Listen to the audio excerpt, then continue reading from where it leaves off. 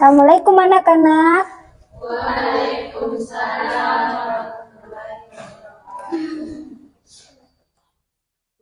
Baik, jadi sudah siap belajar biologi hari ini ya? Siap, Bu. Apa kabarnya hari ini, semua sehat? Sehat. Alhamdulillah. Kalau begitu, Ibu absen terlebih dahulu ya untuk mengecek kehadirannya. Widya Putriana, Siti Mutmainah Burhanuddin, Salsabila, Widya Putriani, Adila, Nur Hairani, Andi Rizka, Mufida, Rida Amalia, Ihdatur Rahma. Baik, jadi hari ini hadir semua ya. Alhamdulillah. Baik, kalau begitu sebelum memulai pembelajaran, alangkah baiknya kita berdoa terlebih dahulu. Dan untuk berdoanya hari ini akan dipimpin oleh ketua kelasnya, Ihdatur Rahma. Saya persilahkan. Baik, teman-teman, sebelum memulai pembelajaran, adalah kita berdoa dimulai.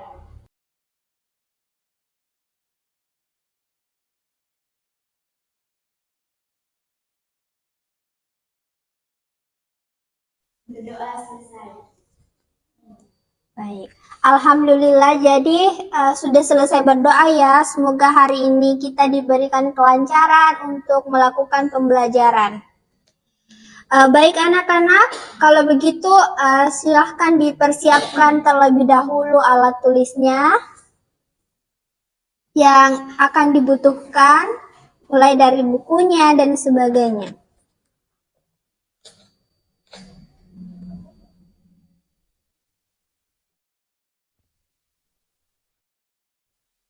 Baik, ada yang tahu hari ini kita mau belajar apa?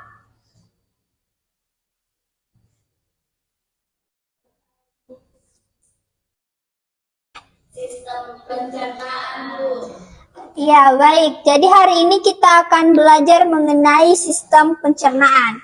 Tapi sebelum itu, Ibu mau tanya terlebih dahulu. Sebelum berangkat ke sekolah, semuanya sarapan? Iya, Bu. Nah, pertanyaan Ibu, kenapa sih sebenarnya kita itu perlu makanan dalam kehidupan kita sehari-hari? Ada yang bisa jawab? Bisa diangkat tangan. Baik, saya persilakan Widya Putriani. Jadi, sarapan itu untuk menyehatkan tubuh kita. Ya, betul sekali. Ada lagi yang lain? Bu,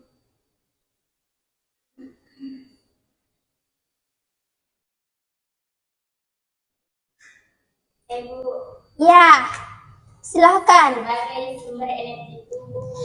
Ya, jadi betul sekali ya. Jadi anak-anakku sekalian berarti sudah banyak tahu ya bagaimana manfaat makanan untuk kehidupan kita sehari-hari. Jadi makanan itu berfungsi untuk sebagai sumber energi di dalam aktivitas kita sehari-hari. Contohnya saja itu perumpamaan di kendaraan yang biasanya kendaraan seperti mobil, motor. Kendaraan itu kan membutuhkan yang namanya bahan bakar seperti bensin, di mana dia itu untuk melakukan pergerakan atau bergerak itu harus ada yang namanya BBM. Nah, itu juga sama seperti tubuh kita. Tubuh kita manusia, di mana kita itu membutuhkan makanan sebagai sumber energi untuk melakukan aktivitas sehari-hari. Baik anak-anak, jadi itu ya pembelajaran kita hari ini itu mengenai sistem pencernaan. Tapi sebelum itu Ibu akan membacakan apa sih sebenarnya tujuan pembelajaran kita hari ini mengenai sistem pencernaan. Jadi tujuan pembelajaran dari hari tujuan pembelajaran hari ini itu kita akan mendeskripsikan alat pencernaan, kemudian mengidentifikasi enzim pada pencernaan manusia. Baik anak-anak, jadi hari ini kita akan memfokuskan pada materi tersebut, yaitu alat pencernaan manusia dan juga enzim pada pencernaan manusia. Nah, sebelum itu Ibu akan menampilkan materi penjelasan mengenai alat pencernaan manusia. Jadi anak-anakku sekalian harap disimak ya, agar bisa memahami materi hari ini. Oke.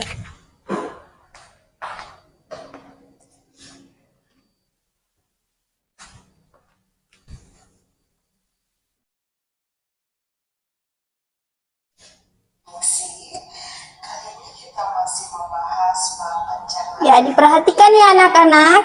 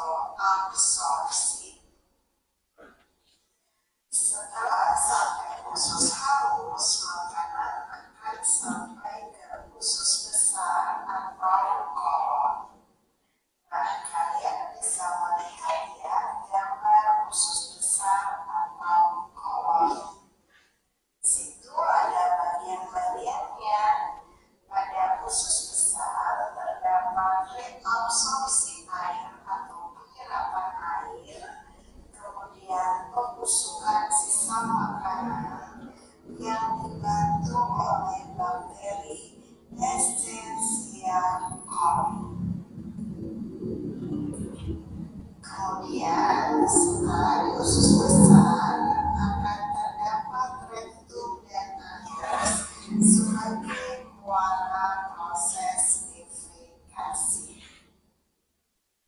Nah, sekarang kita akan belajar soal. Nah, di sini ada bacaan esensial di dalam kehidupan manusia. Nah, nanti kalian bisa membaca ya dengan jalan bacaan yang ada pada soal ini. Ya, kemudian nanti kita akan membahas soalnya dan kita akan membahas Baik, jadi videonya penjelasan mengenai alat pencernaan itu sampai di situ. Kemudian kalian perhatikan lagi ya, video kedua itu mengenai enzim pada pencernaan makanan manusia. Jadi harap disimak baik-baik ya anak-anakku.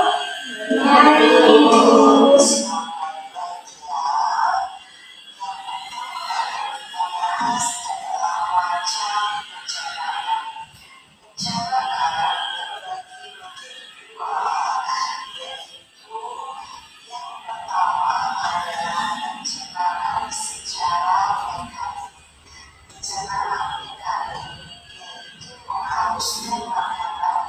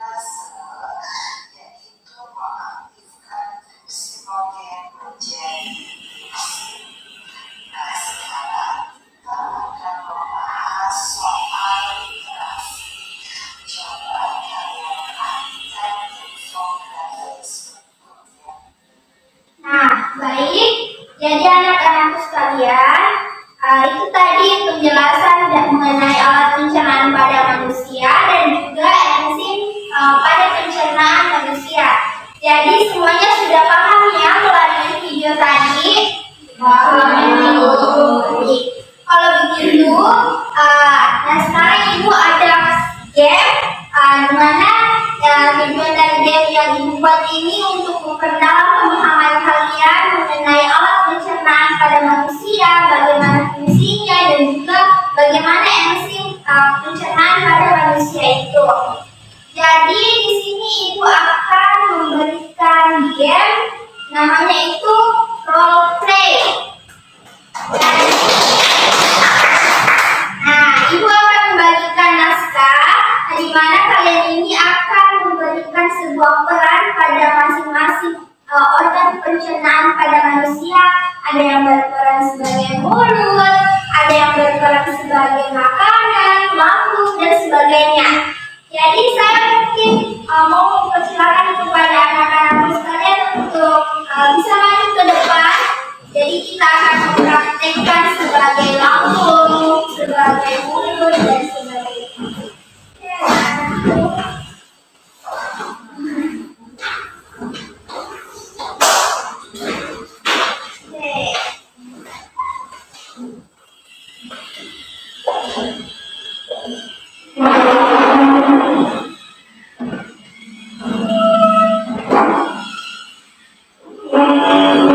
Siap ya, dibagikan ya.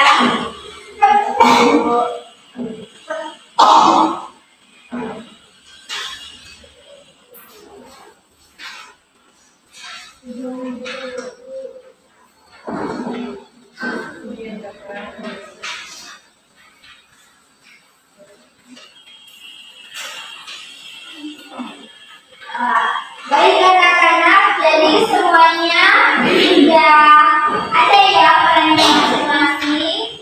Ibu sudah membagikan di dalamnya. Baik anak-anak, siapa yang mendapatkan mulut? Saya Ibu. Oke. Makanan? Esofagus? Saya Bu. Lambung? Usus halus? Bu. Pankreas, liver, empedu, usus besar, anus. Saya Bu. Baik, kalau begitu kita mulai ya. Nah, di sini kita akan memperagakan, menjelaskan bagaimana berperan sebagai mulut dan juga organ sistem pencernaan lainnya. Yang pertama sebagai mulut, silahkan maju ke depan. Ya.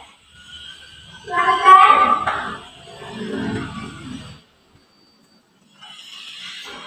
Wah, tugas aku nih harus minyak kentang. Yum. Untuk memperhalus lagi, aku berikan kelenjar ludah agar dapat mensekresikan air, elektrolit, enzim, dan glukosa. Wah, berarti amilase buat karbohidrat dan hipersensual buat lemak. Udah halus kan ya, aku jalan dulu Ya, makanan.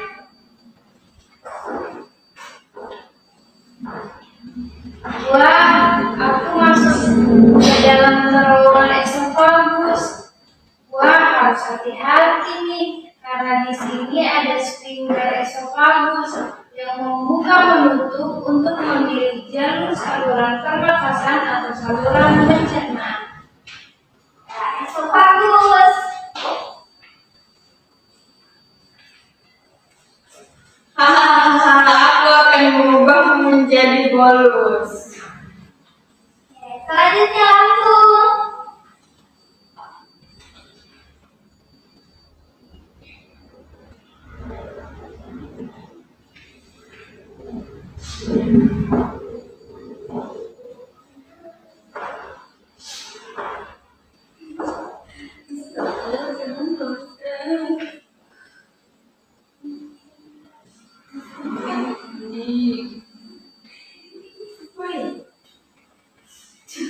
Jadi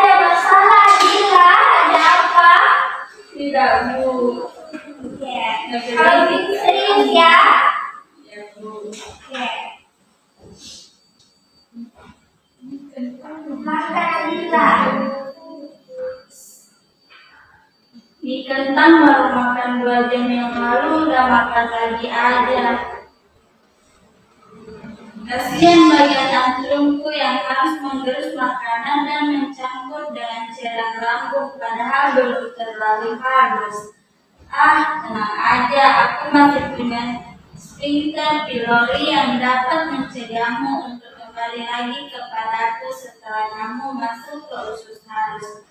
Nanti kamu bolus di dalamku akan menjumpai sel-sel seperti sel mukosa yang menyekresikan bikarbonat dan mukosa, sel pariental yang mengekspresikan asam klorida dan intrinsic factor, sel sheath yang menyekresikan pepsinogen, dan sel enteroendokrin yang mengekspresi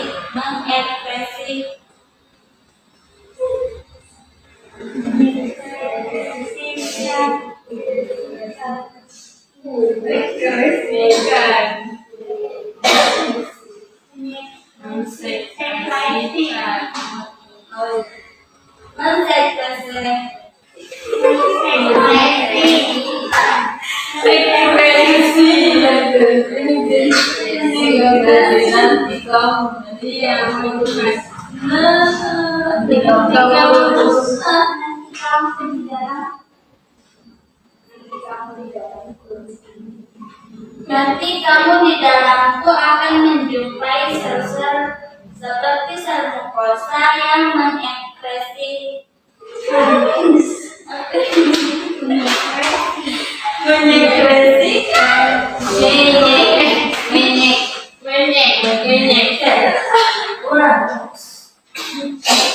Nanti kamu di dalamku akan menjumpai sel-sel seperti sel mukosa yang menyekresikan bikarbonat dan mukosa, sel pariental yang menyekresikan asam klorida dan intrinsic factor, sel sheath yang menyekresikan pepsinogen, dan sel enteroendokrin yang menyekresikan berbagai jenis hormon. Selain itu, aku juga dibantu dengan anak buahku yang bernama Peri, yang beranggota pepsin, renin, dan kasein.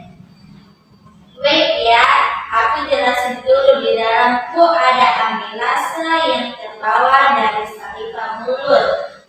Cuman karena suasana asam oleh kasein, amilase ini jadi nggak aktif deh. Terus rambut juga punya lipase yang mencerna sekitar 20%.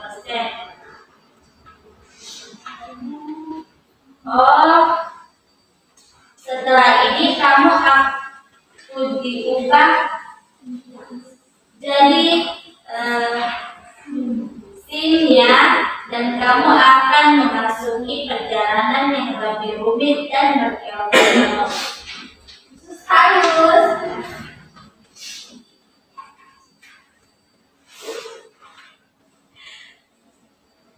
Wah, aku kedatangan kamu nih. Duh, kok kamu encer-encer langsung gimana gitu?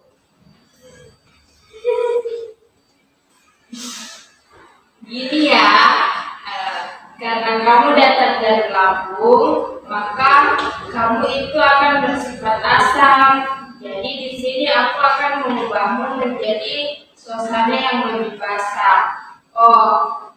Ya sih, kamu akan bertemu dengan kawanku yang ada di dalam, yaitu Dolenum, Digenum, dan Dileum, yang memiliki panjang lebih dari 9 kaki, yang memiliki panjang 9 kaki, dan juga nanti kamu akan menemukan lipatan mukosa, fili, dan mikrofili, yang dimana sel epitel terjadi pembelahan mitosis dan mendorong sel-sel menuju ke arah ujung ileum.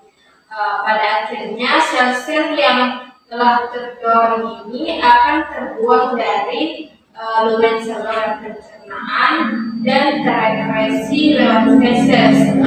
Di sini juga bakal terjadi banyak penyerapan zat gizi dipecah menjadi yang lebih sederhana oleh mulut dan lambung. Dalam hal ini penyerapan zat gizi kentang goreng diantaranya glukosa, gliserol, dan asam lemak. Di dalam sistem pencernaan ada organ aksesoris yang saling membantu kerja organ-organ lainnya, yaitu pankreas, liver, dan kantong empedu. Di sini nanti hanya perkenalan organ tersebut aja. Baik, selanjutnya pankreas.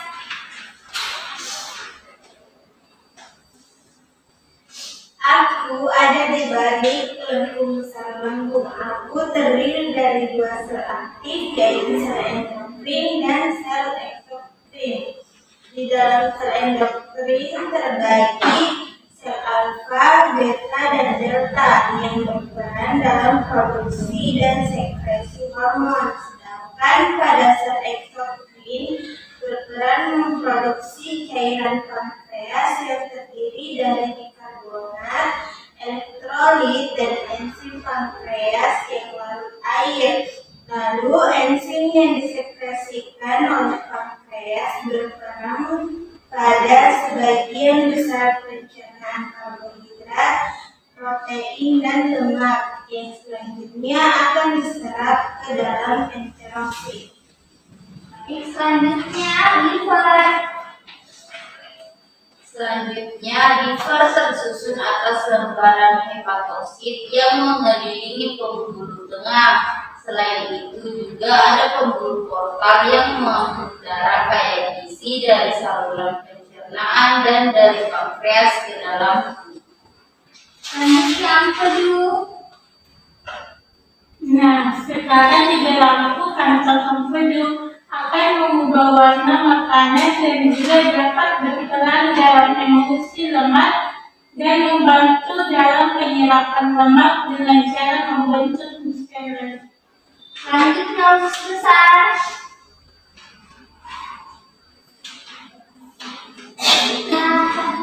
Yang memang begitu sebelum masuk ke dalam tubuh harus melewati penjagaan dulu, yaitu sphincter ileocecal. Itu belum seberapa, nanti bakal ketemu lagi dengan jalan ascendens, transcendens, descendens, dan sigmoid. Oh iya, hampir lupa. Di sini sisa makanan diperas dan diserap lagi. Terus juga mineral sodium dari garam juga diserap di sini. Itu berlangsung selama 12 sampai 70 jam. Sumpah ya, ini orang makan kentang goreng kagak minum sama sekali sampai konstipasi syukurin aja loh. Selanjutnya anus. Ya, siap-siap deh dapat kiriman sisa makanan yang terkumpul membentuk feses yang nantinya aku akan melepaskan kekuatan difeksi untuk mengeluarkan feses yang ada di dalam diri.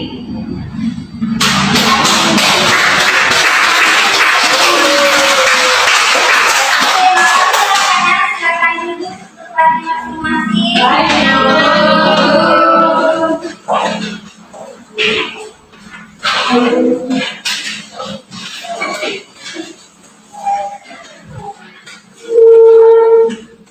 Nah, baik. Jadi itu tadi ya.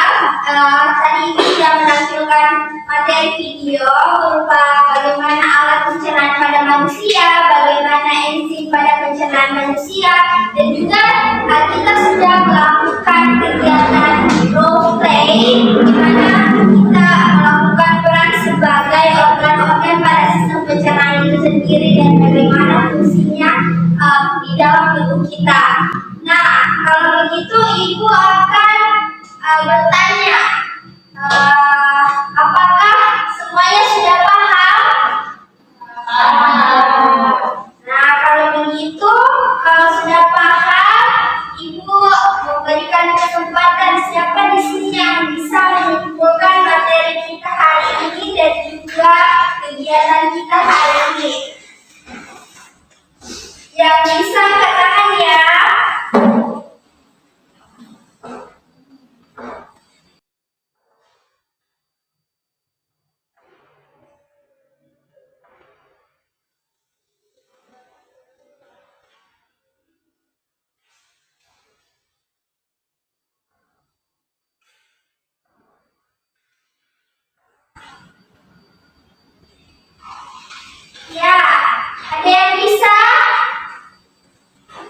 Ibu. Ya, silakan. Jadi, agar dapat diserap, makanan itu harus dicerna, yaitu diuraikan dari molekul kompleks menjadi molekul yang lebih sederhana agar dapat diserap dan digunakan oleh tubuh sebagai sumber energi. Ya, betul sekali. Jadi, itu ya. Masih ada lagi yang lain yang bisa menyimpulkan?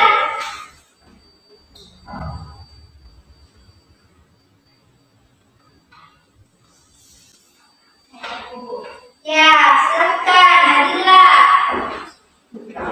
Jadi, pertama itu makanan dicerna secara mekanik dan kimiawi di dalam rongga mulut, kemudian ditelan dan masuk ke kerongkongan atau esofagus. Nah, dari kelongkongan, makanan dapat masuk ke dalam lambung itu bagaimana? Makanan akan didorong ke lambung dengan gerakan fungsional tubuh. Di lambung, makanan juga dicerna secara mekanik dan kimiawi. Secara kimiawi itu dilakukan oleh beberapa enzim seperti enzim pepsin, renin, dan HCl. Lalu makanan masuk ke usus halus untuk diserap sari-sarinya. Nah, setelah diserap, sari-sarinya air dalam makanan diserap di usus besar. Sisa makanan akan diusulkan dengan bantuan bakteri E. coli. Lalu sisa makanan yang telah busuk akan dibuang melalui anus. Ya, jadi betul sekali ya dari kesimpulan dari Ifdatul Rahma dan juga Adila tadi bahwa sisa pencernaan itu dimulai dari mulut, kerongkongan, lambung, usus halus, usus besar, kemudian sampai dengan anus. Kemudian organ-organ pencernaan itu mencerna makanan itu dibantu oleh beberapa jenis enzim. Seperti yang sudah tadi dijelaskan di atas ya, kalian pasti sudah paham. Nah, baik, karena semuanya sudah paham, Ibu akan membagikan LKPD, di mana ini kalian akan mengerjakan tugas pada lembar LKPD ini.